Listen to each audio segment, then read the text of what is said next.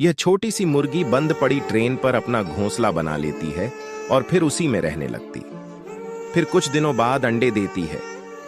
धीरे धीरे अंडों से बच्चे बाहर निकलने लगते हैं। मुर्गी के बच्चे भूख से छी-छी कर रहे होते हैं तो मुर्गी खाना लेने जाती है। तभी अचानक ट्रेन रवाना हो जाती है।